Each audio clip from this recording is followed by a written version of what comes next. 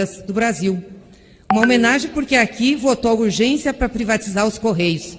São 99 mil trabalhadores que poderão ficar desempregados. E agora discute um projeto em que coloca a educação como essencial.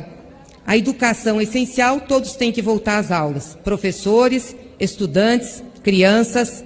Também uma homenagem aos trabalhadores da educação. É triste a gente presenciar isso aqui.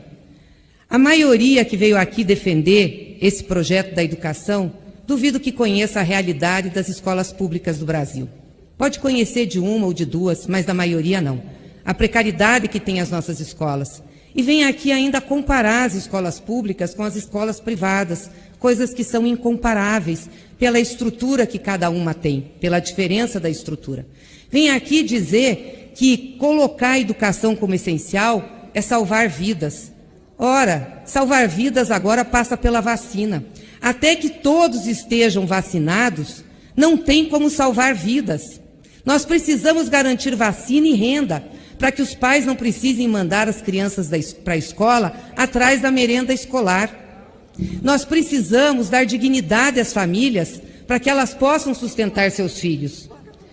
Recuperar o currículo de 1 ou 2 anos é fácil. Recuperar a vida de um filho, recuperar a vida de uma pessoa é impossível. Isso é tão essencial à atividade de educação, por que o governo não se preparou para garanti-la?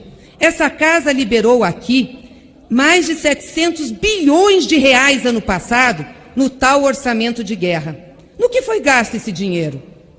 No que foi gasto? Na renda emergencial? Na vacina não foi. Porque a vacina o Bolsonaro não comprou quando poderia em agosto do ano passado.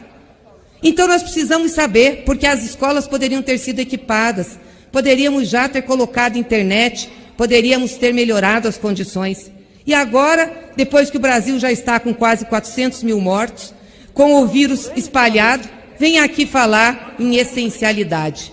Ora, nós precisamos salvar vidas nesse momento, isso é o mais importante. E quero deixar o meu repúdio aqui ao líder do governo, as palavras do líder do governo, Ricardo Barros, que só professor não gosta de trabalhar. Talvez ele desconheça o que seja um trabalho de professor, mesmo ele estando em isolamento social. Mas hoje, nós estamos fazendo em todo o Brasil um dia de mobilização e de luta nacional contra a fome e contra a miséria, pelo auxílio emergencial de R$ 600, que nós aprovamos nessa casa, o governo manteve por 5 meses, diminuiu para 300, agora vai de 150 a 375, no pior momento da pandemia e da economia brasileira. As centrais sindicais, os movimentos sociais e populares. A morte dói, a morte por Covid deixa muita gente dolorida. Agora, a fome também dói. E a fome humilha aqueles que têm. Um pai e uma mãe de família que precisa pedir comida, que precisa da ajuda dos outros para poder alimentar seus filhos, é doloroso, é humilhante. Um pai e uma mãe de família que precisa comprar menos comida, porque não tem dinheiro suficiente para comprar a quantidade e a qualidade do alimento que precisa, também é doloroso e também é humilhante. É hoje isso que nós estamos passando no Brasil. Nas portas dos nossos supermercados, cheio de famílias pedindo ajuda, nos sinaleiros cheios de famílias pedindo ajuda e muitas famílias dependendo de outros para comer. Infelizmente, são as campanhas de solidariedade, ou felizmente, que estão ajudando a fazer com que as famílias passem por essa crise. Voltamos ao ido de 93, onde Betinho coordenou a ação da cidadania, junto com as entidades, junto com os partidos, e nós do PT estávamos lá para dar um pouco de alento às famílias. De lá nasceu o Fome Zero e depois o Bolsa Família. É uma ironia, esse país que ajuda a alimentar o mundo, que exporta carne de gado, que exporta carne de suíno, que exporta açúcar, soja, voltou ao mapa da fome. Triste. E o que diz o governo?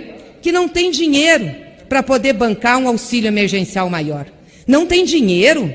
Ontem foi feito um acordo aqui nessa casa do governo, aprovaram uma emenda de um senador nosso, que foi apresentada lá atrás, no início da discussão do orçamento, que previa tirar do teto dos gastos os recursos com gastos para a saúde, para os pequenos e microempreendedores, e também para a renda e trabalho.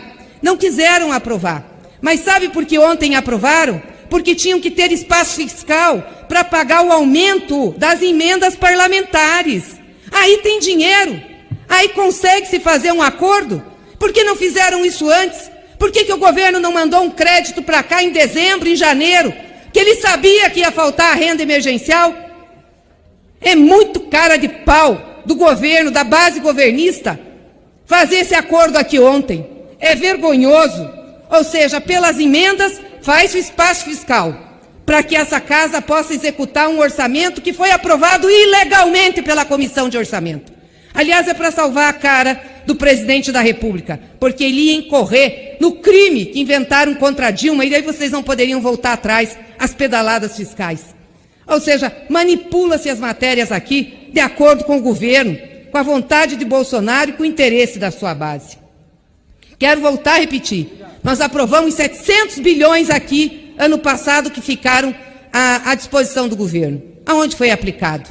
Uma parte no auxílio emergencial, e o resto? Onde foi aplicado? Não se comprou vacina, não temos insumo para a saúde e não se aplicou para que as escolas pudessem ter condições, já que são essenciais agora, na visão dos senhores e senhoras, ter as aulas presenciais. Mas, infelizmente, não foi isso que foi feito.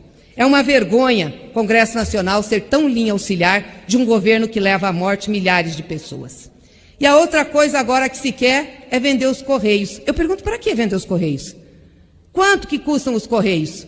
O que o recurso de retorno dos Correios vai fazer pelo orçamento? Eu não sei se os senhores sabem, mas os Correios são lucrativos, a empresa é lucrativa. Nós vamos ter em 2020 de projeção cerca de 1,5 bilhão de lucro dos Correios. Tem 99 mil trabalhadores.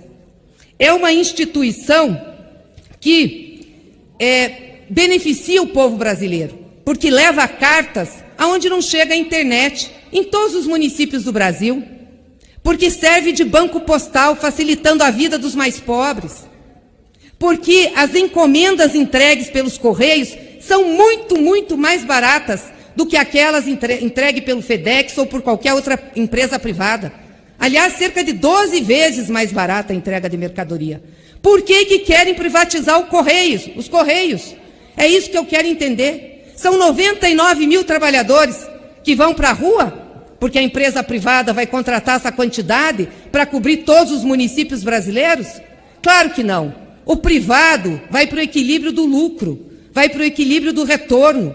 Só uma política de Estado olha para os que menos, para aqueles que mais precisam. Por isso a gente precisa do Estado presente na vida das pessoas. Então, hoje, sinceramente, é uma sessão para ficar na triste memória do Parlamento brasileiro. Na triste memória do Parlamento brasileiro.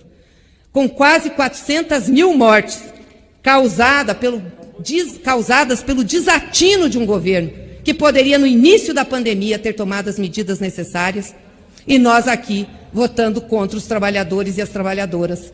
Nós aqui votando contra as crianças. Nós votando aqui contra a vida. Vai para a escola, é essencial.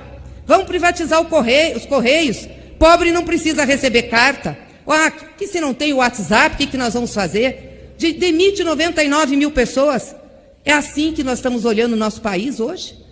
É assim que essa casa vai se comportar? Desse governo genocida, autoritário, perdido, criminoso, se espera isso.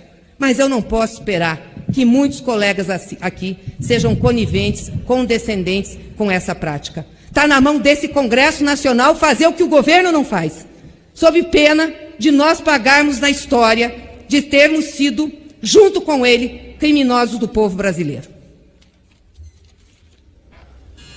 Deputado.